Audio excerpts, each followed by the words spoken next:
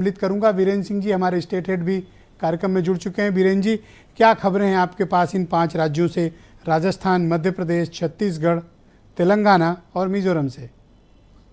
देखिए, जो इसमें 4 बड़े राज्य हैं उसमें खाली एक राज्य रहा मध्य प्रदेश, जहां भाजपा की सरकार है। बाकी 2 में कांग्रेस थी, एक जगह पर टीआरएस थी। मिजोरम एक छोटा स्टेट है, वहां पर सरकार किसकी बनती है ज़्यादा महत्व तो नहीं रखता।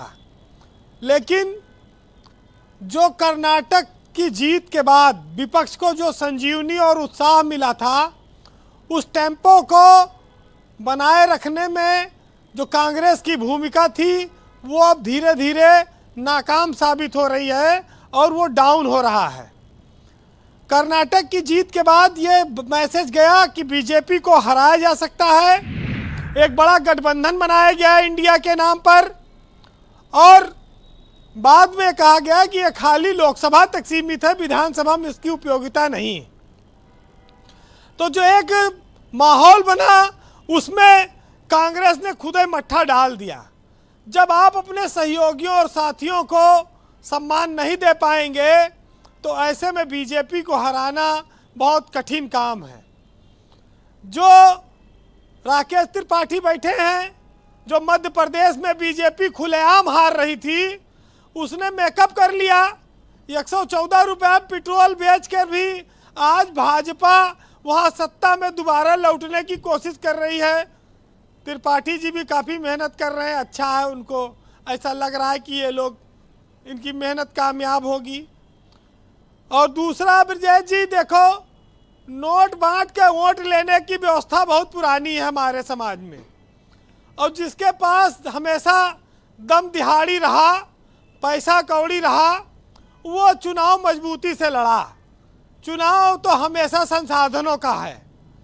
तो इस देश में लोकसभा या विधानसभा जो चुनाव होता है, बीजेपी के पास नेताओं की भी फौज है और संसाधनों की भी कमी नहीं है।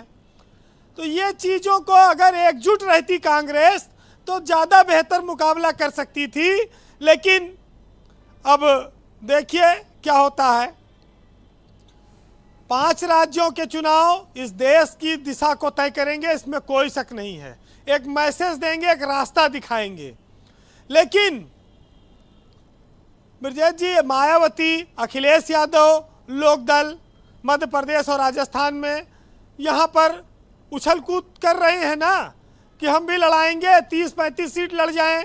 महान दल से गठबंधन कर लिया, मायावती भी लड़ाए।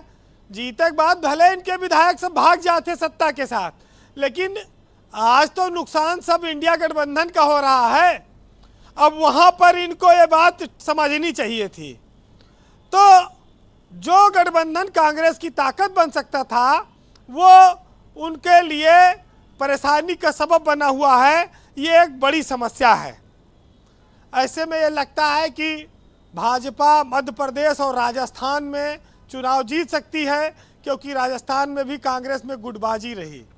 छत्तीसगढ़ में कांग्रेस जीत उसकी लोग बताते हैं कि निश्चित है, दोबारा सरकार बनेगी।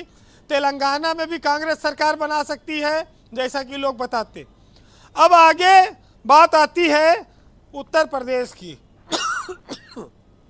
कि जी, उत्तर प्रदेश में कांग्रेस अपने ही साथियों पर वार कर रही है।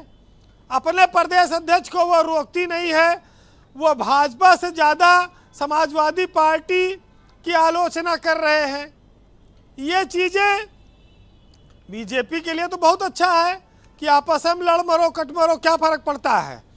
तो ये जो निपटने वाली बात है, अगर किसी बड़ी पार्टी से बड़े काम के लिए आपको बहुत सारी छोटी छोटी चीज़ों को त्यागना पड़ता है लड़ने के लिए, तो ये जो रास्ते चल रहे हैं एक दूसरे के लिए जहर भरे, इसको रोकें।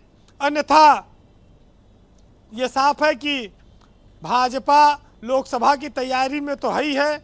अगर वो 2 स्टेट में हिंदी भाषी इसमें जीत लेती है तो भी उसकी तो बड़ी जीत होगी, क्योंकि उसके पास तो एक ही राज्य है।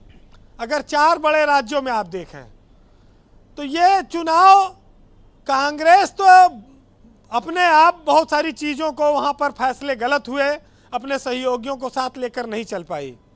आगे उत्तर प्रदेश में अगर ये जीत जाते हैं अच्छे मार्जिन से, तो कांग्रेस का उत्तर प्रदेश में देखिएगा, फिर तो वो शायद कहेगा हम अकेले लड़ेंगे, हमें और दूसरे की ज़रूरत नहीं है।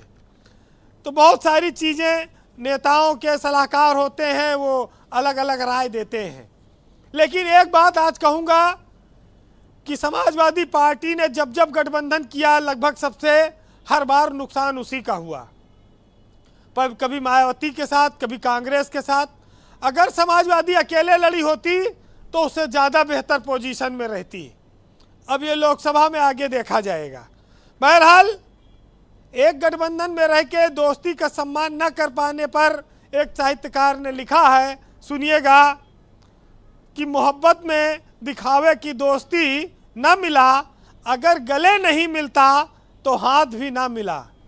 और वैसे ये सोच लो, अब आखिरी साया है मोहब्बत, इस दर से उठोगे तो कोई दूसरा दर न मिलेगा। बहुत शुक्रिया वीरेंद्र जी, आपका बहुत बहुत धन्यवाद हमारे साथ